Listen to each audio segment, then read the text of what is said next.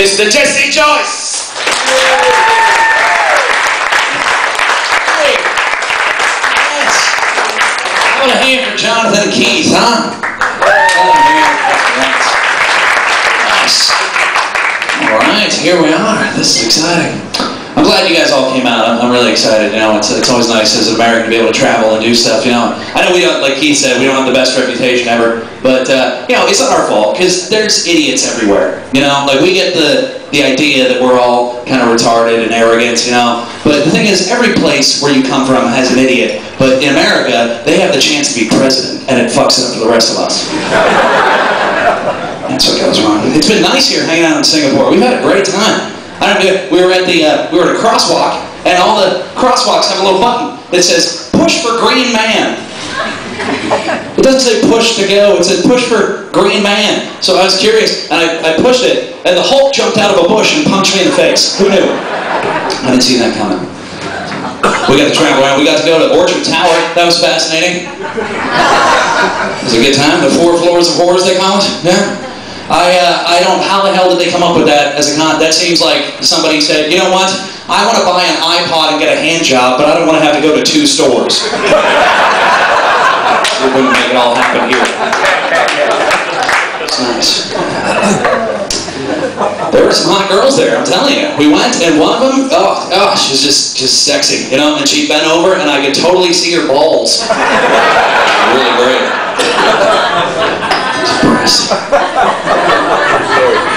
We've had a really fun time here in Asia. It has been the greatest coming over here. Keith and I, we were just excited about this whole trip. We flew over on Japan Airlines, and as we flew over on Japan Airlines, they came on the loudspeaker and introduced us to our pirate. We got flown 14 hours across the ocean by a pirate. It was amazing. I just kept waiting for it to come on the speaker and just go like, "We're about to be experiencing some turbulence, yar! Button down your seatbelts, yar! Turbulence, rah!" That was the parrot.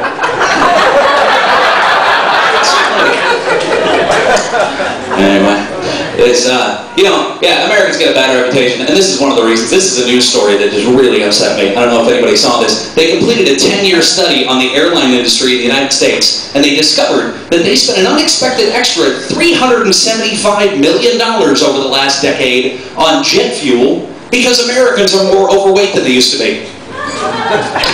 Isn't it outrageous? Americans have gotten so grossly out of shape that we all have to chip in for extra gas on a jet. What's that shit? Like, you hear those overweight American stories all the time. At this point, I wouldn't be surprised to turn on the news and find out, hey, guess what, Jesse? Days are now 26 hours long. Yeah, that's because Americans are so fat that the Earth is rotating slower. At least now the watch I bought in Chinatown works, huh? Come on. Because it's 26 hours. It doesn't work.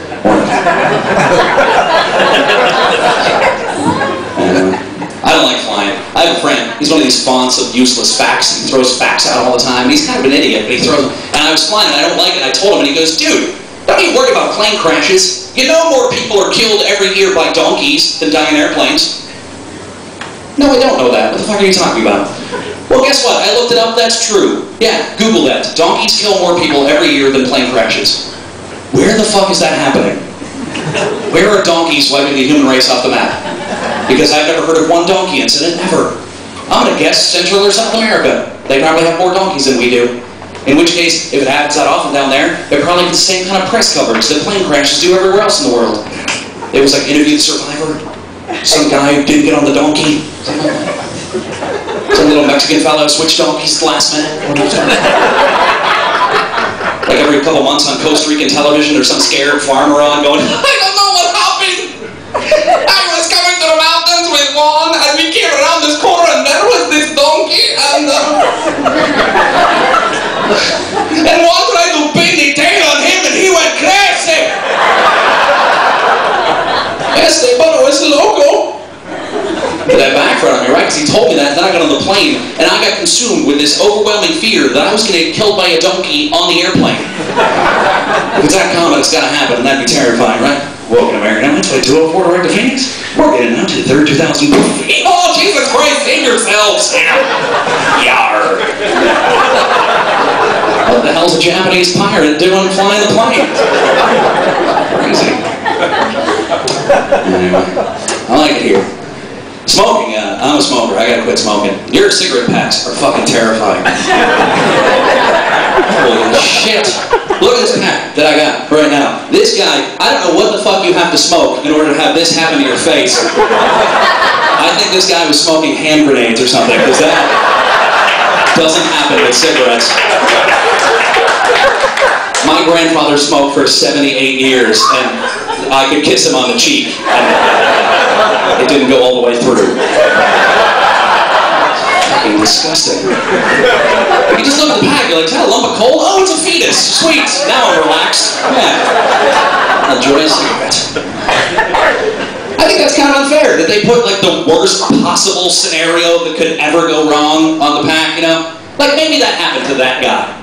But really, most people smoke, and it's not good for you. But you don't get a fucking hole the size of your fist in your cheek, you know?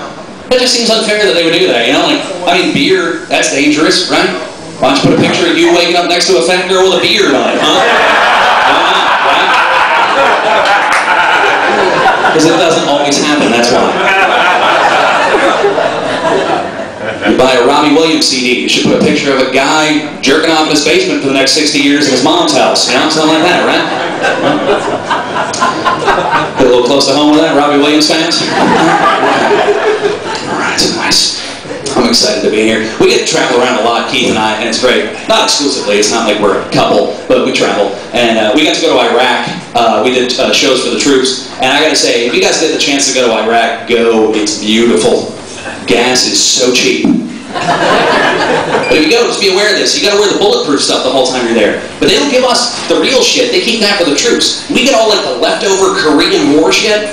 Really, it's like that stupid green bucket you have to wear in your head. You've seen movies. And then that camouflage vest with the plate in it. But the thing is, it's camouflaged to Korea. That's a jungle. I'm in the desert. I look like a bush with a bucket on top in the middle of the desert.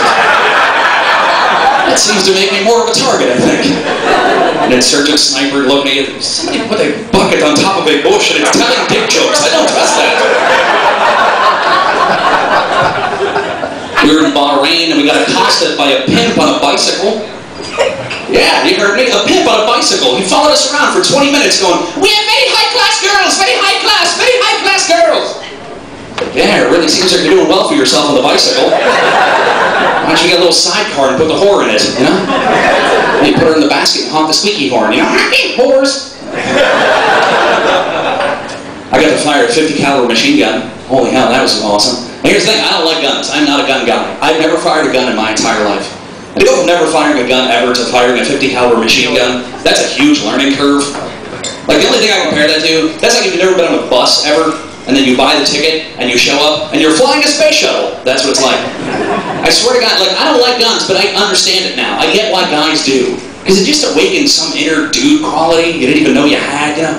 It's like get off the gun turret, your hands are still shaking, your ears are ringing, you're like, I gotta punch a queer. Where did that come from? What? Don't say shit like that. I think my beard grew. That was awesome.